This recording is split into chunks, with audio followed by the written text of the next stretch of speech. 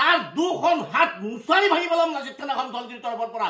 এই মুহূৰ্তত আমি লগ পাইছোঁ লাচিত সেনা অসম থলগিৰিৰ কেন্দ্ৰীয় সমিতিৰ সভাপতি গগেন কলিতা ডাঙৰীয়াক আৰু তেখেতৰ মুখেৰে আমি কিছু কথা জানিবৰ কাৰণে চেষ্টা কৰিম। সাম্প্ৰতিক সময়ত আটাইতকৈ চৰ্চিত ব্যক্তিজন হৈছে ইউনুছ তামুলী আৰু ইউনুছ তামুলী সম্পৰ্কে আমি কিছু কথা পাতিবৰ কাৰণে যত্ন কৰিম। ইউনুছ তামুলীয়ে বৰ্তমান সময়ত বিভিন্ন ধৰণে সাম্প্ৰদায়িক মন্তব্য দিয়া পৰিলক্ষিত হৈছে।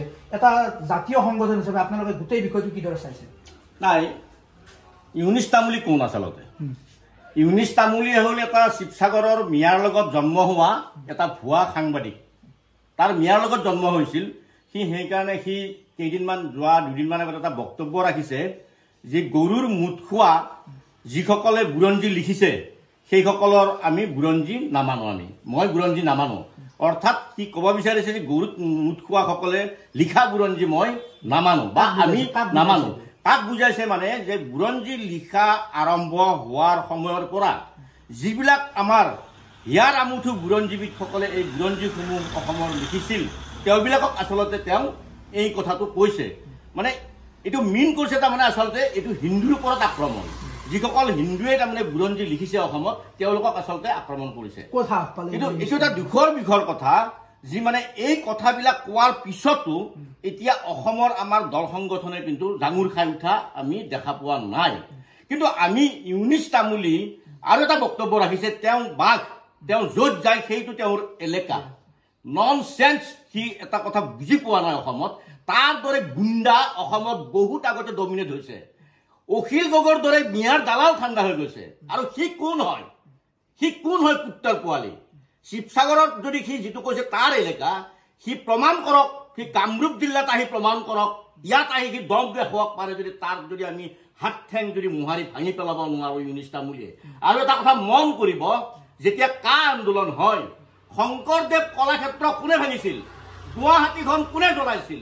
PFIৰ লগত লগ হৈ পাকিস্তান আৰু বাংলাদেশৰ পৰা টকা লৈ সি গুৱাহাটীখন জ্বলাই দিছিল আৰু শংকৰদেৱ কলাক্ষেত্ৰৰ তোৰণ ভাঙি দিছিল।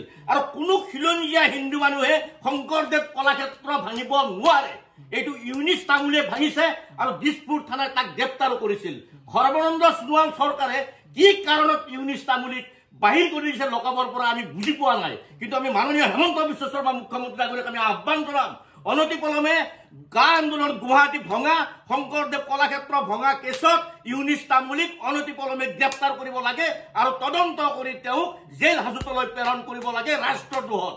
কিন্তু বৰ্তমান সময়ত মুখ্যমন্ত্ৰীৰ ভূমিকা সন্দেহজনক বুলি ক'ব পাৰি নেকি? যিহেতু ইউনুছ তামুলীৰ বিৰুদ্ধে কোনো ধৰণৰ ব্যৱস্থা গ্ৰহণ কৰা নাই। মুখ্যমন্ত্ৰী মহোদয়ে আচলতে থল চাই কথা পাতিছে। যেহেতুকে 26ৰ নিৰ্বাচন আহিছে তেওঁ কাৰোৰ লগত বেয়া হ'ব খোজা নাই। এটা জাতিক অপমান কৰি আছে ইউনুছ তামুলীয়ে। আৰু সেইদিনা কৈছে যে কোনোবাই যদি বাংলাদেশী বুলি কয় তাক গলত ধৰি টানি দিব বুলি কৈছে। তেওঁ কিমান ডাঙৰ কথা কৈছে। ননচেন্সটোই সি গলত ধৰিয়ে টানি দিব আমাক। তাৰ দুখন হাত মুছাৰি ভাঙি পেলাম লাচিত সেনা অসম থলগিৰিৰ তৰফৰ পৰা। আমি তাৰ 200 সৈনিক আমি 200 সৈনিকৰ টিম এটা আমি গঠন কৰিছো।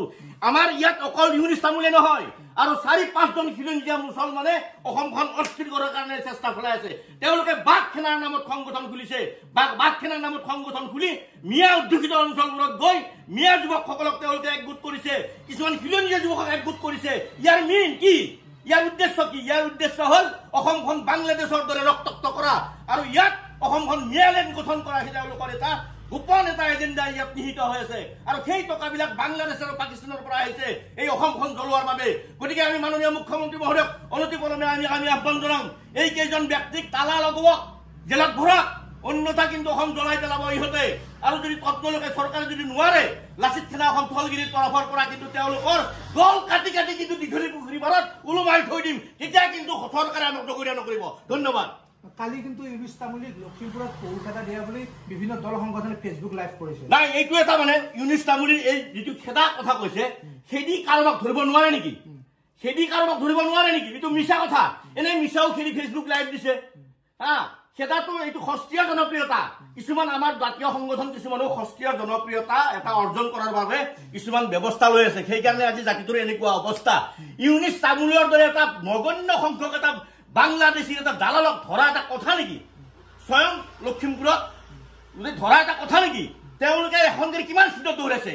120 স্পীডত দৌৰাই তাৰ আগত গাড়ী পাতি দিব লাগিছিল। পাতি দি তাৰ হাত চাত কাটি দিব লাগিছিল। কি কৰিছে জাতীয় সংগঠনবিলাকে?